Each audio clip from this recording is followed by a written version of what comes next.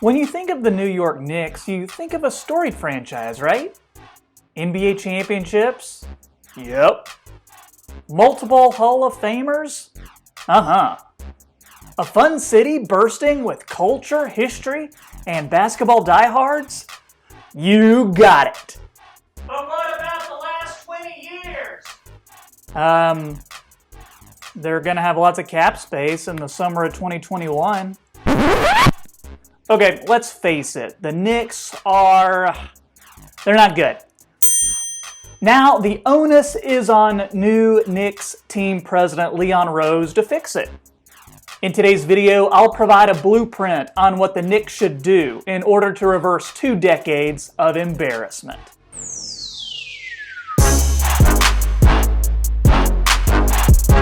Oh, to be a fan of the New York Knicks. What other franchise can find the time to put a terrible product on the floor, alienate loyal superfan Spike Lee, arrest one of their former players at a home game, finally make a good draft selection and then trade him away before his rookie contract is up in one of the worst deals in NBA history? It's mind-blowing. What's up, everybody? This is Troy. I do NBA videos like this all the time, so if you enjoy this kind of thing, make sure you subscribe to this channel and hit the notification bell, or Knicks owner James Dolan is going to come to your house and perform a never-ending concert just for you.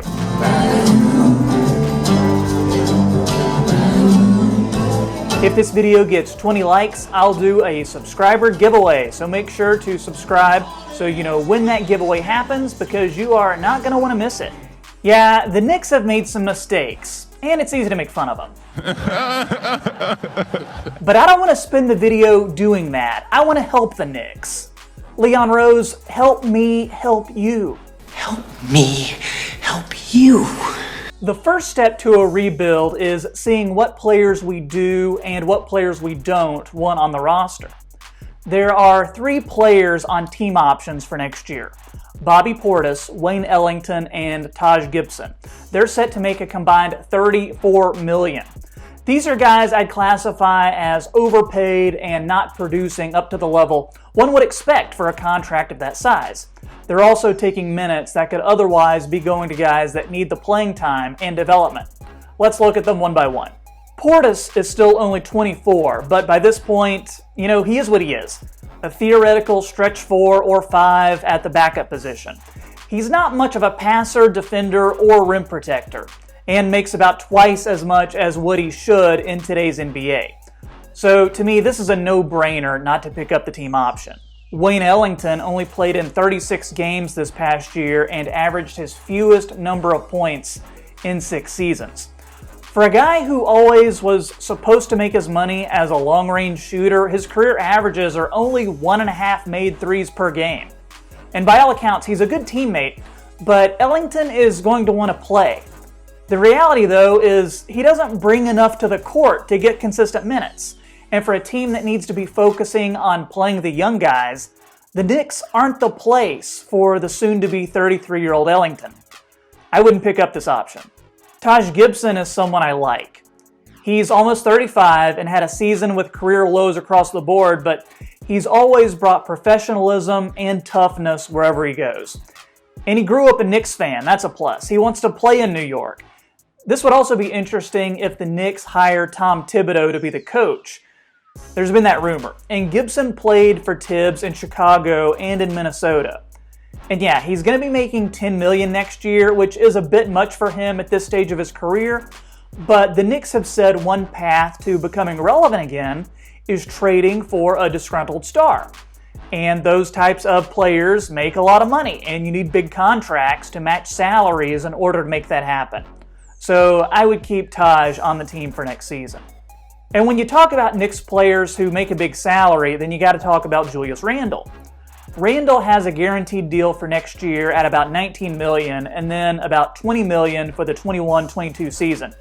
That year, though, only has a $4 million guarantee, so he could be viewed as essentially an expiring contract once we get into the 21-22 season. And that's attractive to teams in trades. The Knicks are also willing to move him. He was actually being shopped during the trade deadline back in February. It's a different front office now, but Randle is a player they'll need to make a decision on. Randle had a pretty good year if you look at the numbers. Averaged almost 20 and 10. He can pass a little bit, but he's developed a reputation as a player who's too much of a ball stopper. He dribbles a little too much, kind of stagnates the offense. A lot of players don't enjoy playing with a guy like that. Randle's shown that he's not a number one option. When he was in New Orleans with Anthony Davis and Drew Holiday, he was an overall much better player when he was able to defer to those guys. I'd look to trade Randle at some point next season because there's absolutely no way you can bring him back for a third year with the Knicks in 2021 at almost $20 million a year. Then you've got Elfrid Payton and Reggie Bullock. Next year they'll make $8 and $4 million respectively, but they each also have only $1 million guaranteed.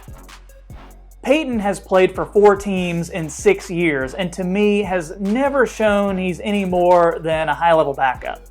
He's capable as a passer and a defender, but offensively he just does not cut it. For instance, he has a career free throw percentage of 63%. And this is your point guard? If I'm the Knicks, I'm moving on from Payton and finding a backup next year that fits my team a little bit better. Reggie Bullock had medical and personal issues for much of this season, but he's shown a strong basketball IQ. He can defend and he can hit the three. So I like him.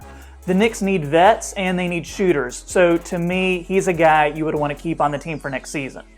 Now we get to the guys who are still on their rookie contracts, kind of the young guys, anywhere ages 19 to 22. RJ Barrett, Mitchell Robinson, Kevin Knox, Frank Ntilikina, and Dennis Smith Jr. Barrett and Robinson are guys you want to build around, so I'd keep them. The other 3, though, haven't shown much yet or are really running out of time to show us something. Kevin Knox and Frankie Smokes in particular are intriguing to me.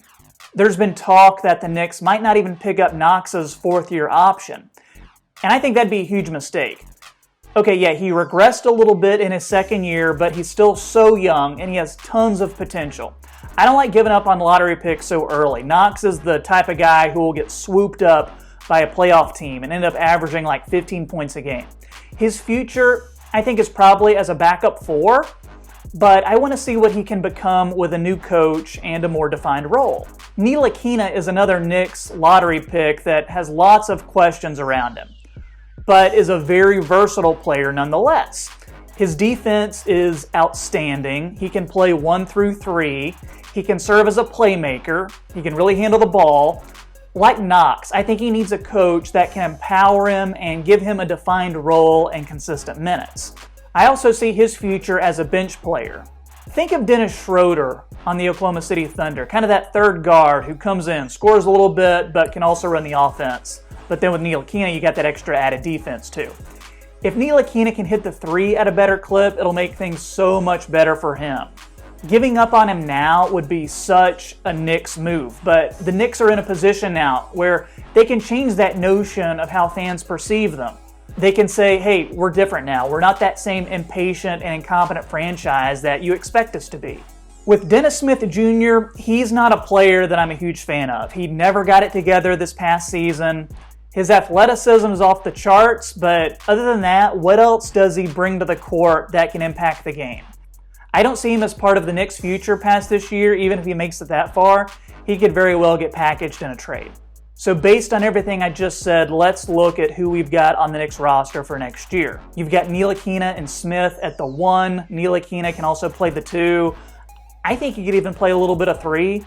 Barrett's your starting 2. You've got Bullock at the 3, Randle and Knox I think are at the 4. Knox can play a little bit of 3 as well.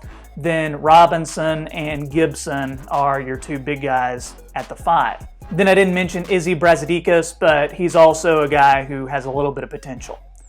That's about $61 million set aside for 9 players. Obviously, you're going to get more players to fill out the roster, maybe some of them even starters. You can still re-sign Mo Harkless, Damian Dotson, Alonzo Trier, who were on the team last year. They've also got 2 first-round picks coming their way. One is going to be in that 6 to 8 range likely, and the other is going to be in the late 20s. I would focus on a point guard for the lottery pick. I know they would love to have LaMelo Ball, but if he's gone, then I would settle for somebody like Killian Hayes or Tyrese Halliburton. who I think are the two best remaining options. For the free agents, you're going to want to focus on guys who can help the team build that identity, but also have an understanding that they'll need to serve as mentors to the young guys and be okay with playing on a rebuilding team. So depending on the direction you want to go, some names I think could work: Jay Crowder, Jordan Clarkson, Aaron Baines, and Bryn Forbes. Any of those guys would be possibilities. Let me know in the comments what you think of these moves. In an upcoming video, I'm going to offer a few trade targets that the Knicks could realistically get in order to get that disgruntled star that they've been talking about. Hit the like button if you enjoyed this video and you want to see more content like this. Let's get to 20 likes so I can do the subscriber giveaway. And also be sure to sub to the channel so you'll know when that giveaway happens. Thanks for watching. This is Troy with the Half Court Report, and I'll see you next time. Hey guys, one more thing. Here's some more videos to check out on the Half Court Report channel. I hope you like them, and thanks for watching.